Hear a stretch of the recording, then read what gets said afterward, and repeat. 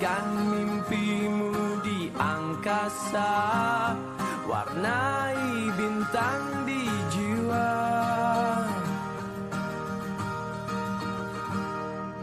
Menarilah dan terus.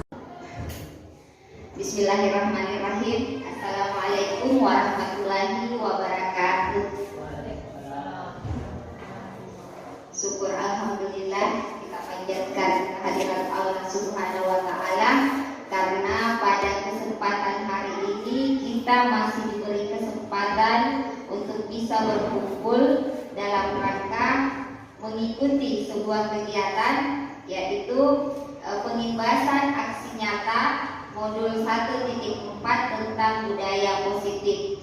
Jadi sebelumnya mungkin saya memperkenalkan diri terlebih dahulu.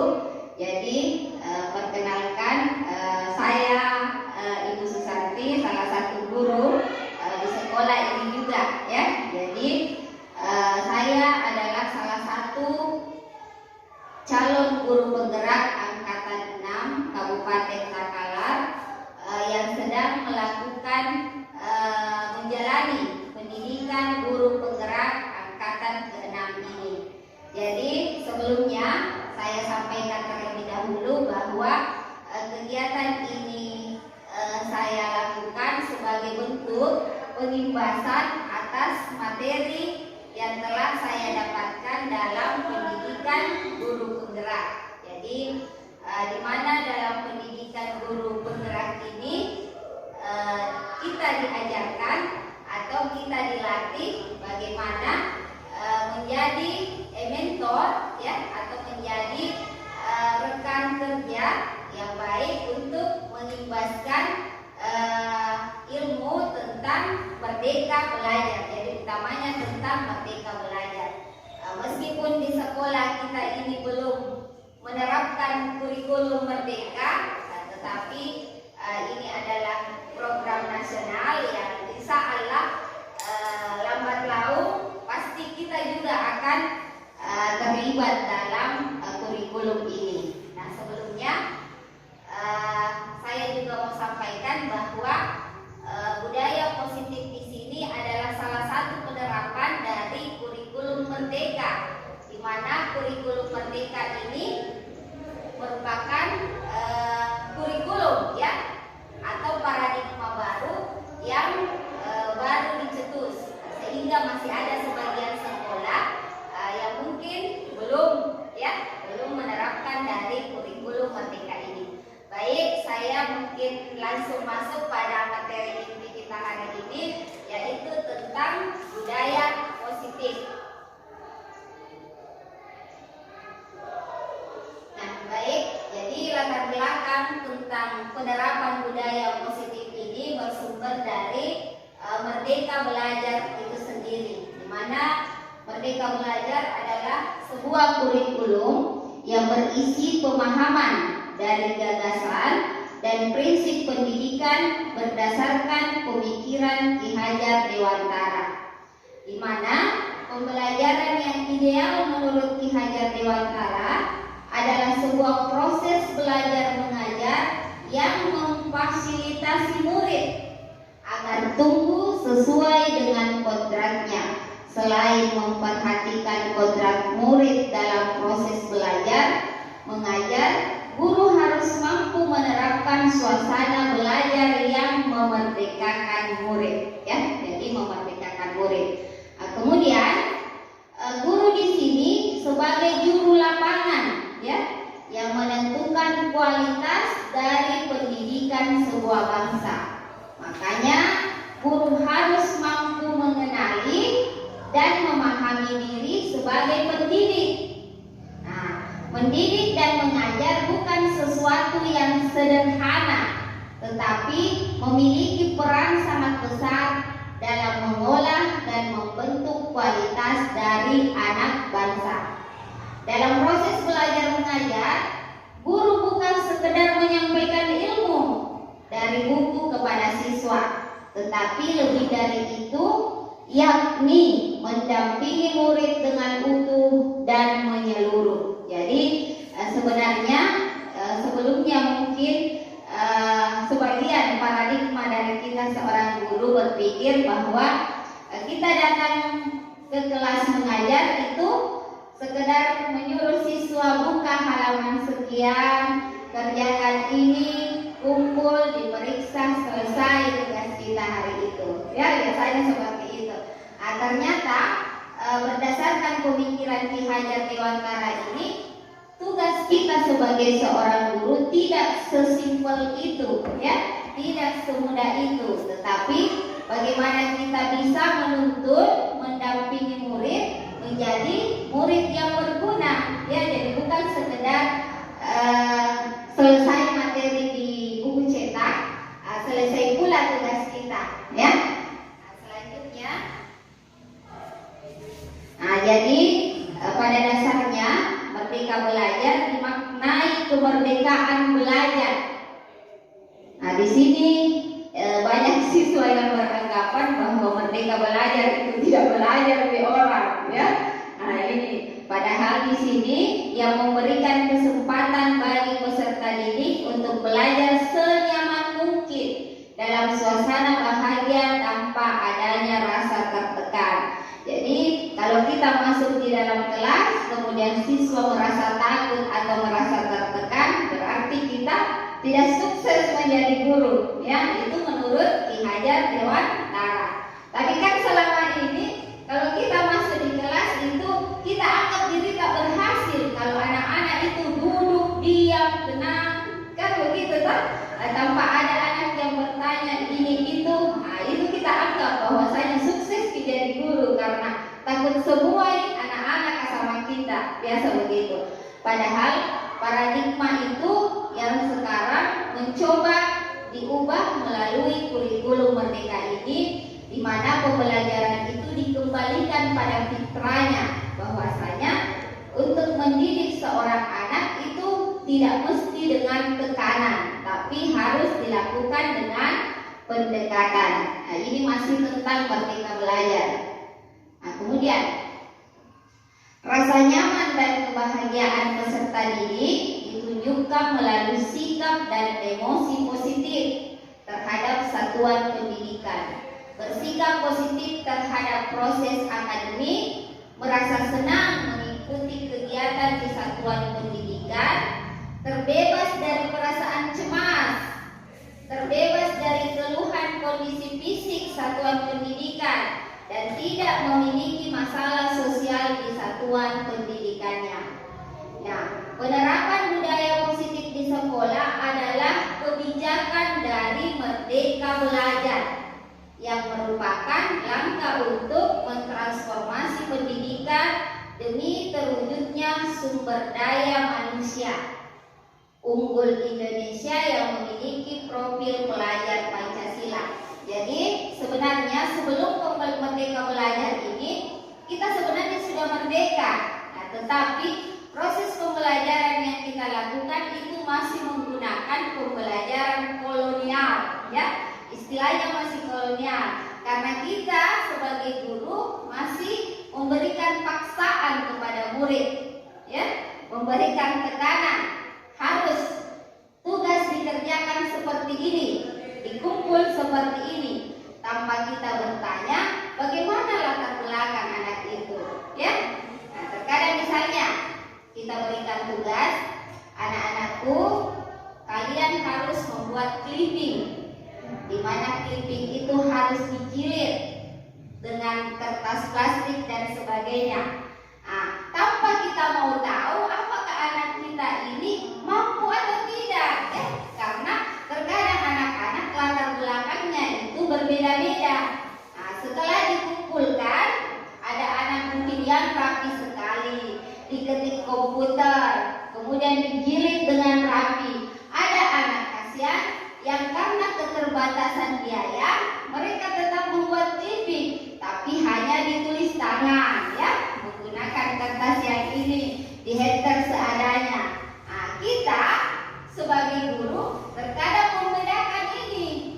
Kita hanya menganggap bahwa siswa yang bagus tugasnya itu yang terbaik, padahal kita tidak mencoba menghargai bagaimana kerja keras dari siswa kita yang bukan tulis tangan, ya mungkin lebih parah apanya ya tanggung jawabnya dibanding yang mungkin hanya diketikkan oleh orang tuanya, ya, karena tulisannya tidak terlihat. Itu salah satu contoh yang sering kita lakukan. Nah, kemudian budaya kolonial ini yang mencoba dihilangkan dari Merdeka Belajar ini. Jadi bagaimana kita sebagai guru itu bisa kreatif mengajarkan kepada siswa-siswa kita, tetapi tujuan pembelajaran itu bisa tetap tercapai, ya. Nah, selanjutnya, jadi ini sebenarnya pengertian dari budaya positif itu sendiri. Jadi budaya positif adalah suatu kebiasaan yang bernilai positif yang di dalamnya mengandung sejumlah kegiatan yang mampu menumbuhkan karakter murid. Nah, ini. Jadi bagaimana siswa itu tidak sekedar pintar saja keluar dari sekolah, tetapi ada karakter-karakter positif yang bisa dia kembangkan, ya. Nah, itu. Jadi bukan sekedar karena ranking 1 nilainya semua 100 sehingga dialah yang terbaik.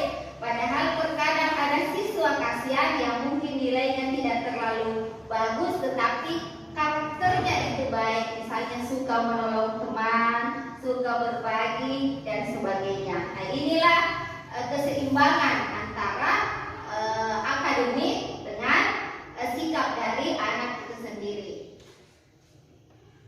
Nah, di sini kemudian budaya positif ini dapat dilakukan dengan cara semua guru bisa bekerja sama dengan baik, berinteraksi secara akrab dengan peserta didik, menerapkan sikap disiplin dan bertanggung jawab serta menjadi teladan bagi peserta didik.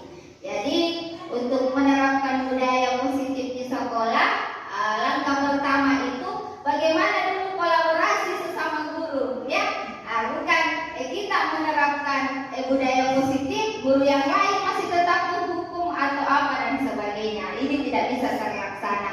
Jadi harus ada kesepahaman di dalam sekolah tersebut untuk semua guru, ya. Nah, kemudian yang kedua, bagaimana kita sebagai guru mengusahakan berinteraksi dengan baik dengan murid, bisa akrab dengan murid, sehingga kita bisa dengan mudah mengetahui latar belakang setiap murid kita, ya. Nah, kemudian selanjutnya adalah kita sebagai guru hendaknya menjadi teladan yang baik bagi murid kita. Jadi terkadang juga kita menemui ada guru yang senang menghukum muridnya yang suka terlambat. Nah, tapi kenyataannya kita saja sebagai guru juga masih sering terlambat. Nah, sehingga langkah utama juga yang mesti kita lakukan adalah bagaimana dari diri kita dulu, ya, diberikan contoh kepada murid-murid kita sehingga murid kita melakukan hal yang sama. Kemudian salah satu langkah yang dapat guru lakukan dalam membangun budaya positif di lingkungan kelas adalah melalui komunikasi serta adanya keyakinan yang diyakini baik dan positif yang disepakati secara bersama tanpa adanya tekanan. Nah, ini jadi diusahakan sebelum kita masuk materi pembelajaran di dalam kelas, buat dulu kesepakatan dengan siswa tak, kesepakatan kelas tak. Misalnya kita sepakati jika ada yang keluar itu harus minta izin terlebih dahulu, ya. Nah, sehingga murid kita pasti sebelum dia keluar tak ingat, oh lebih sampai kesepakati, sudah tadi kesepakati bahwasanya harus diminta izin kalau keluar. Sehingga kalau ada yang seperti itu kita bisa mengingatkan apa tadi disepakati nak. Maka dia akan dengan sendirinya sadar. Beda ketika kita tidak melakukan kesepakatan, kemudian anak keluar begitu saja, tidak ada pegangan bagi kita, ya, untuk bisa melarang itu. Nah, sama dengan mengerjakan tugas, harus bikin kesepakatan terlebih dahulu. Misalnya tugas harus Kalau tidak, kenapa ya? Jadi itu masing-masing ada kesepakatan terlebih dahulu. Nah, di sini adalah 5 posisi kontrol guru. Jadi sebenarnya selama ini kita di sekolah itu ada 5 posisi kontrol sebagai seorang guru. Tergantung guru itu masing-masing ya. Yang pertama itu posisi kontrol sebagai penghukum. Nah, ini silakan masuk.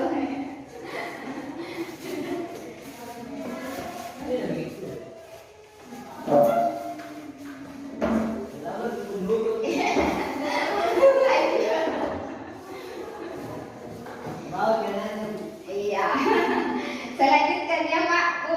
Iya, jadi sebenarnya kita sebagai seorang guru itu ada 5 posisi kontrol yang mesti kita yang salah satunya mungkin pernah kita lakukan. Jadi yang pertama itu adalah sebagai penghukum. Nah, ini dulu yang paling sering kita lakukan ya. Jadi guru-guru kita masih ingat dulu rata-rata guru itu berposisi sebagai penghukum. Sedikit-sedikit terlambat kita dihukum di depan lapangan upacara, berdiri sambil hormat kepada bendera ya. Masih ingat ya Bapak Ibu? Atau kita tidak mengerjakan tugas disuruh berdiri di depan sambil memegang satu telinga satu angkat kaki ya, itu jadi posisi penghukum. Nah, kalau kita berada di posisi kontrol sebagai penghukum, maka kita akan dicap oleh murid sebagai guru killer ya. Nah, bahkan kita sering juga disebut guru macam ya. Nah, kemudian sebisanya dalam kurikulum Merdeka ini posisi penghukum itu ditiadakan ya. Jadi kebiasaan tak untuk selalu menghukum itu sebaiknya ditinggalkan ya. Nah, kita beralih ke posisi yang lain karena ada di 5 pilihan posisi kontrol guru. Yang kedua yaitu membuat orang merasa bersalah. Jadi ketika kita sebagai guru kemudian selalu memberikan kepada murid perasaan bersalah. Misalnya ada murid yang tidak mengerjakan tugas. Terkadang kita wali kelasnya mengatakan, nah kalau tidak dikerjakan tugas itu saya itu yang dimarahi sama kepala sekolah. Kata-kata seperti ini yang sebenarnya menjadi tekanan bagi siswa. Dia akan merasa bersalah gara-gara guru saya akan mendapat marah dari kepala sekolah. Itu kalau membuat orang merasa bersalah. Ciri-cirinya ini kalau posisi kontrol seperti ini tidak seperti penghukum yang suaranya keras, menakutkan dan sebagainya. Kalau membuat rasa bersalah, dia seolah-olah memiliki suara lemah lembut, tetapi setiap katanya itu menyentuh perasaan murid untuk merasa bersalah. Kemudian posisi kontrol yang ketiga adalah sebagai teman. Nah, ini guru seperti ini juga banyak kita jumpai ya, di mana murid-murid itu dijadikan sebagai teman. Tapi posisi kontrol sebagai teman ini juga masih memiliki beberapa kelemahan karena murid itu hanya akan merasa gurunya itu yang baik ya, karena dia selalu dilindungi oleh guru tersebut, dianggap bahwa guru itu adalah temannya, sehingga guru yang lain itu sudah dianggap bahwasanya tidak baik. Jadi guru itu hanya mau mendengar, hanya mau menghormati posisi guru yang seperti itu. Nah, kemudian yang keempat adalah posisi guru sebagai pemantau. Nah, ini kalau posisi guru sebagai pemantau lagi, dia melakukan sesuatu berdasarkan data-data, selalu berdasarkan data-data. Menurut data, kamu sudah 3 kali tidak masuk. Nah, menurut data, ini selalu. Jadi mau tidak mau harus seperti ini. Itu kalau pemantau. Menurut tata tertib, kalau tidak memakai seragam itu harus seperti ini. Jadi ada data yang disampaikan. Nah, kemudian yang kelima, dan inilah yang dianggap paling ideal ya. posisi kontrol yang inilah yang paling dianggap ideal dalam kurikulum Merdeka Belajar ini, yaitu sebagai manajer. Nah, posisi ini mengatur di mana guru berbuat sesuatu bersama dengan murid. Jadi ketika murid itu melakukan suatu kesalahan atau apapun, maka selalu ditanyakan dulu kepada murid, kenapa melakukan ini. Kemudian bersama-sama dengan murid mencari jalan keluarnya atau solusinya apa, sehingga murid tersebut tidak kembali lagi ke perbuatan yang salah tersebut karena sudah merasa bahwa tanggung jawabnya seperti ini kalau itu dilakukan. Nah, itu. Ini 5 posisi kontrol dulu. Nah, kemudian alasannya, kenapa siswa atau murid kita itu selalu terlibat dengan yang namanya pelanggaran atau kesalahan. Nah, ternyata ini dilatar belakangi atau disebabkan karena adanya 5 kebutuhan dasar manusia, yaitu yang pertama kebutuhan untuk bertahan hidup, ya.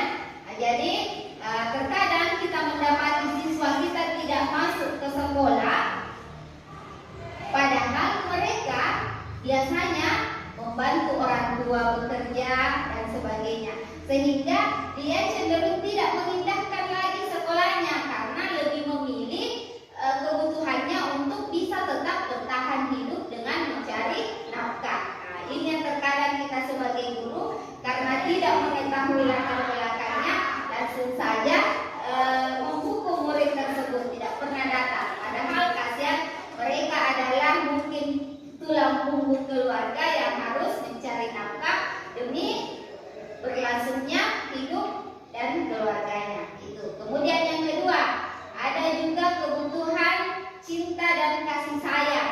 Mungkin di rumah tidak pernah mendapat cinta dan kasih sayang seorang orang tua, sehingga di sekolah dia cenderung berbuat cari perhatian, ya. Biasa cari-cari perhatian nih sama gurunya, asal diperhatikan karena butuh kasih sayang.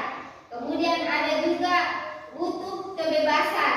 Nah, di rumah mungkin dia sering ditekan oleh orang tuanya sehingga tidak bebas, sehingga sampai di sekolah dia merasa bebas karena tidak ada lagi yang ini, makanya dia sering berbuat yang ini itu, ya. Nah, kemudian yang keempat, kesenangan, butuh kesenangan. Makanya anak-anak kita itu setiap kali kita mengajar biasanya bermain, ada yang ini karena memang kodrat anak itu butuh kesenangan, senang bermain, ya. Nah, kemudian yang kelima ada juga kebutuhan dasar sebagai kekuasaan. Jadi dia selalu mau berkuasa. Nah, ini yang selalu biasa mengganggu temannya, selalu dia mau jadi bos di sekolah, ya. Jadi ternyata ketika murid kita melakukan suatu pelanggaran atau kesalahan, ada 5 kebutuhan dasar ini yang melatar belakangi itu. Nah, inilah yang mesti dicari tahu oleh guru sebagai posisi kontrol seorang manajer. Nah, selanjutnya, nah, apa yang akan kita lakukan jika murid melanggar keyakinan kelas? Apakah kita membiarkan atau justru sebaliknya kita memaafkan saja? Jadi ketika ada siswa yang sudah kita buatkan keyakinan kelas, sudah kita buatkan kesepakatan kelas, kemudian dia masih melanggar, apakah kita bisa menghukumnya? Ataukah malah dimaafkan begitu saja tanpa ada sesuatu kesan atau sesuatu yang menjadi pengingat bahwasanya ini sesuatu yang salah? Nah, kebiasaan kita selama ini adalah membuat mereka tidak nyaman, ya, atau langsung memaafkan begitu saja. Jadi kalau dia dihukum, jadi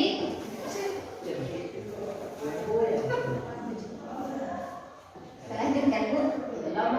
Iya. Jadi kalau misalnya kita menghukum murid kita tersebut, maka dia akan merasa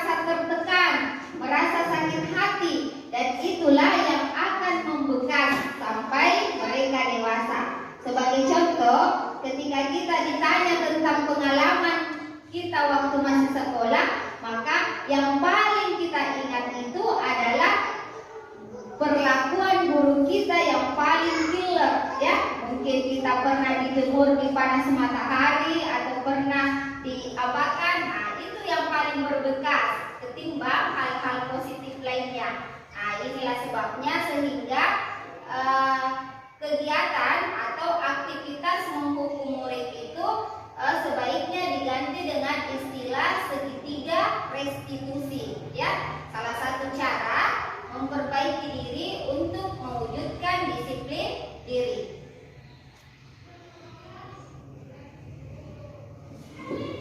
Jadi segitiga restitusi adalah proses menciptakan kondisi bagi murid untuk memperbaiki kesalahannya sehingga karakter mereka lebih kuat ketika kembali pada kelompoknya. Jadi menyelesaikan masalah ada segitiga restitusi yang mesti kita tempuh. Nah di sini restitusi memberikan kesempatan kepada murid untuk disiplin positif, memulihkan diri dari kesalahan sehingga memiliki tujuan yang jelas. Penekanannya pada cara mereka menghargai nilai-nilai kebaikan yang diyakini, bukan berperilaku untuk menyenangkan orang lain. Ya, jadi murid kita tidak merubah sikapnya karena hanya ingin menyenangkan gurunya, tetapi semata-mata itu datang dari kesadaran dirinya bahwa apa yang saya lakukan ini salah, gitu. Nah, kemudian restitusi membantu murid untuk jujur pada dirinya sendiri dan mengevaluasi dampak dari kesalahan yang dilakukan. Nah, restitusi di sini memberikan penawaran, bukan paksaan. Jadi tidak dipaksakan, tetapi kita sebagai guru memberikan penawaran. Nah, kemudian sangat penting bagi guru menciptakan kondisi yang membuat murid bersedia menyelesaikan masalahnya dan berbuat lebih baik lagi. Nah, kemudian guru dapat menggunakan kalimat seperti semua orang pasti pernah salah. Nah, bukan malah menyudutkan dengan memperjelas kesalahannya. Nah, tapi inilah yang membedakan antara kurikulum sebelumnya dengan kurikulum saat ini. Jadi bagaimana kita membuat murid itu bisa lebih bahagia, lebih senang ketika berada di sekolah. Nah, selanjutnya, ini segitiga restitusi. Kenapa disebut segitiga restitusi? Karena ada tiga sisi atau tiga aktivitas penting yang perlu diambil ketika kita menangani siswa yang bermasalah.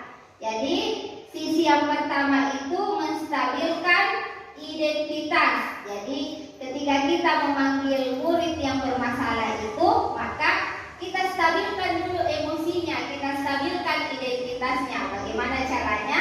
Dengan cara kita memposisikan diri sebagai murid tersebut. Misalnya ada murid yang mungkin menangis di kelas karena pulpennya atau apanya diambil, maka kita ambil posisi bahwasanya saya dulu juga sering seperti itu, atau bukan cuma kita yang begini, banyak juga teman saya seperti ini, sehingga mereka merasa enak, merasa nyaman bahwasanya bukan cuma saya yang melakukan kesalahan ini.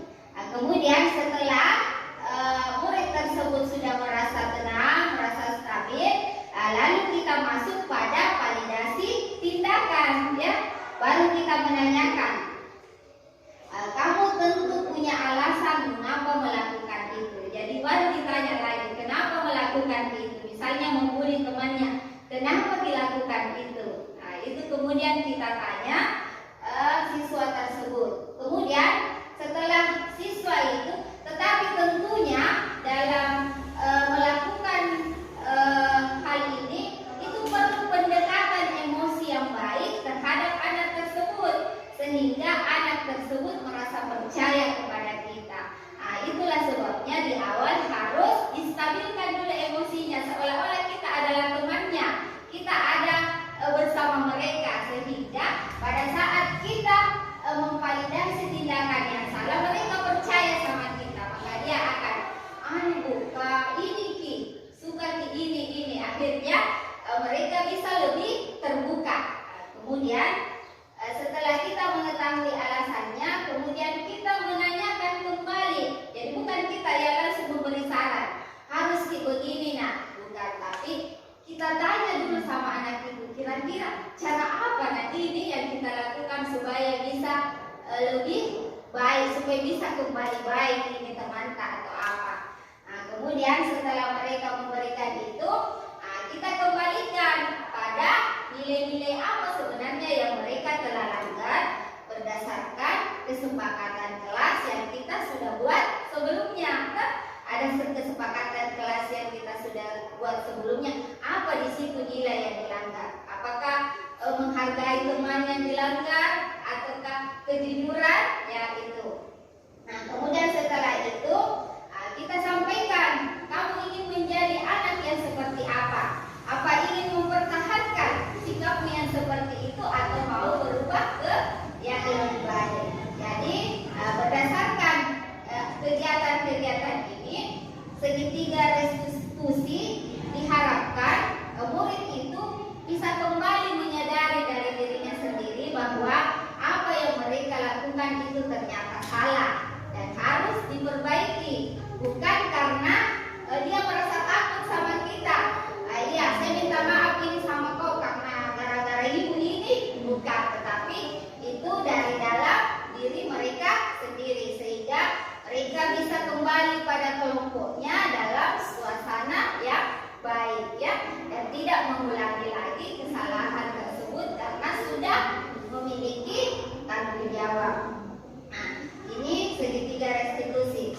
Nah, orang mungkin berpikir, susah kalau begini. Nah, inilah susah kalau begini, lama prosesnya dan anak-anak juga ini. Nah, itulah bedanya kurikulum merdeka dengan kurikulum sebelumnya. Begitu diagungkannya kurikulum merdeka sehingga dikatakan bahwa kita itu guru menghamba kepada siswa. Begitu diagungkannya. Karena kembali pada tujuan dari pendidikan menurut Ki Hajar Dewantara, bahwasanya tugas kita sebagai guru itu hanya menuntun, ya, hanya menuntun murid untuk mencapai kebahagiaan. Dan memang kebahagiaan yang ini dicapai yang harus kita berikan kepada murid itu selama berada di sekolah sampai mereka kembali ke ke masyarakat. Jadi betul-betul berbeda dengan paradigma kurikulum sebelumnya atau pengajaran model kolonial. Jadi seolah-olah di sini yang ingin ditampakkan inner beauty dari guru itu sendiri. Jadi bagaimana bisa ketika berada di sekolah itu tekanan-tekanan, emosi-emosi itu dihilangkan dan betul-betul menjadi orang yang baik. Dan ini sangat susah dilakukan oleh kita sebagai guru. Iya, jadi inilah sebenarnya tantangan terbesar di kurikulum merdeka yang sebenarnya orang menganggap bahwasanya mustahil, ya, mustahil itu bisa diadakan. Tapi saya rasa insya Allah ketika kita pahami ini dan betul-betul meyakini bahwasanya murid itu sebenarnya bukan kertas kosong, ya. Jadi kita pernah beranggapan bahwa murid adalah sebuah kertas kosong yang kita sebagai guru lah yang mencoret-coret di atasnya menjadi apa ini murid. Nah, murid itu semua memiliki potensi, ya. Mereka semua memiliki kemampuan tersendiri.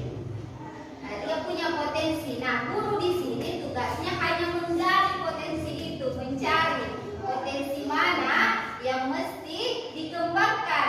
Nah, karena murid pada dasarnya adalah sebuah kertas yang berisi tulisan samar-samar, di mana tulisan yang samar itu yang karakternya jelek itu diabaikan, kemudian karakternya yang bagus-bagus ini yang kita tebalkan.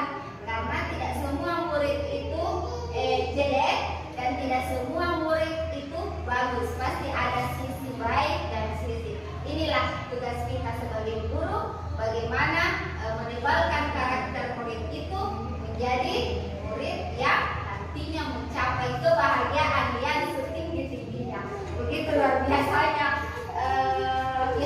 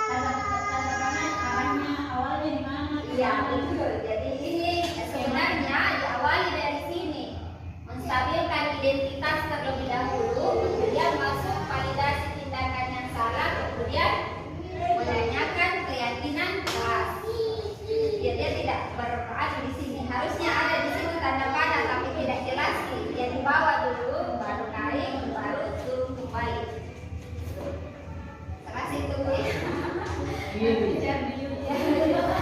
kasih banyak. Assalamualaikum warahmatullahi wabarakatuh. Waalaikumsalam. Jadi, bismillahirrahmanirrahim. Assalamualaikum warahmatullahi wabarakatuh. Waalaikumsalam warahmatullahi wabarakatuh. Iya, jadi pagi ini alhamdulillah kita kembali bisa berkumpul di sekolah tercinta kita ini. Dalam hal ini sosialisasi ya, sosialisasi tentang penerapan budaya positif yang ada di sekolah kita. Nah, anak-anakku, jadi sebelumnya Ibu ingin menyampaikan bahwa ketika kita berada di sekolah ini berarti kita sudah masuk dalam aturan atau aturan atau keyakinan dari sebuah sekolah itu ya. Jadi segala sesuatu yang kebiasaan kita di luar itu mungkin ditinggalkan dulu ya, karena kita kembali masuk dalam lingkungan sekolah. Nah, di dalam lingkungan sekolah ini, nah tentunya ada budaya-budaya ya, atau kebiasaan-kebiasaan yang membedakan dengan kebiasaan-kebiasaan kita di rumah.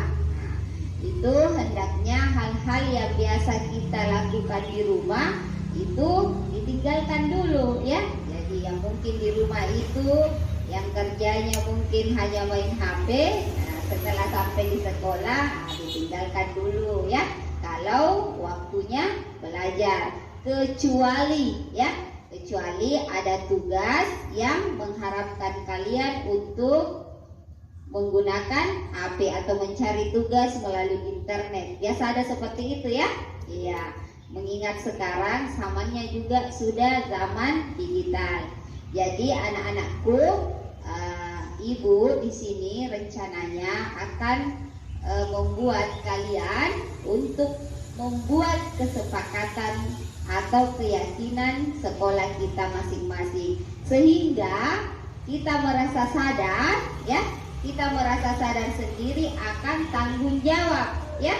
Nah, jadi itu harus kita sepakati. Jangan sampai kalian menganggap ibu guru saja yang mengatakan supaya kalau terlambat dihukum. Nah, saya tidak bisa dihukum Bu karena terlambat, kasihan karena tidak ada yang antar kata, atau terlambat kasihan karena malamnya begadang mengerjakan apa ya, itu biasakan begitu toh. Iya. Nah, sehingga ini perlu kita sepakati. Kalau kita semua sepakat, nah, dan ini sekolah mesti juga harus ada tata tertib, ada aturan. Karena kalau tidak ada aturan atau tata tertib, sama saja bahwa ini bukan sekolah ya. Iya, seenaknya kita. Sehingga sekolah itu memiliki target ya, target khusus di mana kita setelah keluar dari sekolah ini tentunya akan menjadi orang yang bertanggung jawab ya, harus memiliki tanggung jawab, tidak seenaknya melakukan sesuatu. Nah, sebentar Nak, ketika kita berada di dalam kelas ya, kalian silahkan mengeluarkan apapun yang menurut kalian itu perlu untuk disepakati. Misalnya ada salah satu teman kalian di sini yang sering dibully. Tahu apa itu dibully? Iya. Misalnya ada teman tak yang suka diganggu atau apa. Nah, mereka tidak suka. Ada kira-kira di sini yang suka kalau dibully? Ada? Tidak ada tak? Iya. Tapi senang kalau membuli? Iya, senang tak? Iya, karena itu tidak bahagia sekali biasanya saya lihat ini anak-anak kalau ada temannya yang dibully atau dikata-katai sampai temannya menangis. Wow, bahagia sekali. Padahal itu keadaan yang tidak tidak baik-baik saja. Masa teman tak kasihan merasa tidak enak, kita merasa bahagia, kan tidak sesuai tak? Iya. Nah, ini hal-hal ini yang sebentar nantinya akan kalian catat ya, dan kemudian kalian tuangkan dalam bentuk keyakinan kelas ya. Nah, sehingga ketika kalian melanggar, misalnya kalian sendiri yang menulis ya, bahwasanya tidak boleh mengganggu teman atau sebaiknya menghargai teman. Tetapi suatu hari ya kalian sendiri yang melakukan itu. Nah, berarti ini konsekuensinya kembali pada kalian sendiri, tak? Iya, harus bagaimana caranya memperbaikinya. Nah, itu nak. Jadi silahkan anak-anakku dipikir-pikir hal-hal apa yang menurut tak penting ya untuk dibuatkan sebuah keyakinan kelas, sehingga di dalam sekolah ini semuanya merasa nyaman ya, semua merasa senang, tidak ada lagi yang merasa tertekan. Tidak mau jadi saya ke sekolah. Kalau ke sekolah kak naganggu ya ataukah tidak mau jadi saya deh ke sekolah. Kalau ke sekolah kak itu selalu dihukum karena tidak selalu kak terlambat atau selalu kak apa. Dia tetap begitu. Jadi kecenderungan anak-anak atau siswa itu putus sekolah karena adanya masalah yang terjadi di sekolah dan ketidakmampuannya siswa menyelesaikan masalah itu, sehingga jalan keluarnya berhenti deh sekolah. Kalau masuk ke ini ya. Berdasar dari keyakinan kelas itu, maka kejadian-kejadian seperti itu tidak akan, insya Allah tidak akan terjadi lagi ya. Dan anak-anakku semua akan merasa nyaman dan bahagia ketika berada di sekolahnya ya. Ketika sampai di rumah merasa rindu sekali nih mau ke sekolah. Mau sekali adek ke sekolah karena di sekolah enak ki, nyaman nih, bisa ki main dengan semua teman. Bukan malah sebaliknya. Dede pagi miseng, mau kiseng ke sekolah. Sampai di sekolah, naganggu ya ini pasti. Kalau pakai ini baju begini nak ketawa ya kalau begini nih rambutku ketawa ini ya. Iya, jadi menghindari hal-hal demikian ya. Iya, saya rasa itu penyampaian dari ibu. Insya Allah sebentar ketika kita berada di kelas, kita usahakan membuat kesepakatan kelas tersebut. Nah, kemudian hal itu akan kita tuangkan dalam bentuk keyakinan kelas yang secara bersama-sama nantinya akan kita tanda tangani. Jadi bukan sekedar dibuat ya, kalian harus tanda tangani. Misalnya kemarin ada yang mengatakan, Bu, tidak boleh orang merokok di sekolah. Nah, itu kita sendiri yang bilang, Pak. Nah, harus kita tanda tangani sehingga ketika itu kita lakukan, itu kembali kepada kita, Pak. Ya, ketawa. Ya, itu. Jadi segala sesuatunya harus dipertanggungjawabkan di atas kertas tertulis ya, bahwasanya memang kita yang sepakati bahwasanya tidak boleh orang seperti ini ya. Itu insya Allah sebentar kita lakukan. Nah, kemudian setelah itu ditandatangani ya, kesepakatan atau keyakinan kelas tersebut akan dipajang di depan kelas kita ya, akan dipajang sehingga setiap hari kita akan tahu, kita akan ingat, oh tidak bisa Kak, ternyata Budi Rahmadi misalnya, tidak bisa kan ternyata ketawai Iqbal. Kalau ku ketawai melanggar Kak, ternyata aturan nomor sekian, tak? Iya. Ternyata tidak boleh Kak langsung ambil ke orang pulpennya sebelum meminta, karena ternyata itu mengambil hak orang lain dan itu melanggar keyakinan ya. Iya, melanggar saling menghargai. Saya rasa itu nak, insya Allah sebentar setelah kita tempel keyakinan kelasnya, kemudian kita tanda tangani bersama dan insya Allah itu kita akan sepakati bersama ya. Jadi siapkan apa-apa yang menurut kita di dalam hati kita sering membuat kita malas ke sekolah ya. Itu apa kira-kira? Mungkin karena sering diganggu sama siapa atau sering apa ya. Biasakan ada begitu toh siswa. Saya rasa itu nak. Terima kasih dari ibu. Semoga sebentar dalam penyusunan keyakinan kelas itu bisa tertuang semua apa yang menjadi keinginan kita ya. Dipahami ini nak tak? Iya, terima kasih. Wassalamualaikum warahmatullahi wabarakatuh. Silahkan. Iya, silahkan masuk kembali di kelasnya, nak.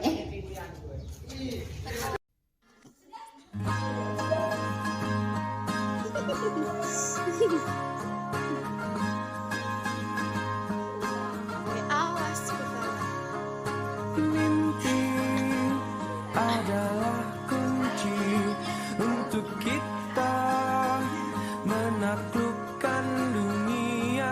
Berlarilah tanpa lelah sampai engkau meraihnya. Laskar pelangi takkan terikat waktu. Bebaskan mimpimu di angkasa. Assalamualaikum warahmatullahi wabarakatuh. Perkenalkan, nama saya Ibu Hardiana, salah satu rekan guru dari Ibu Susanti yang juga mengajar di SMP PGRI 2 Takalar. Alhamdulillah senang sekali telah mengikuti materi yang dibawakan oleh Ibu Susanti tentang budaya positif.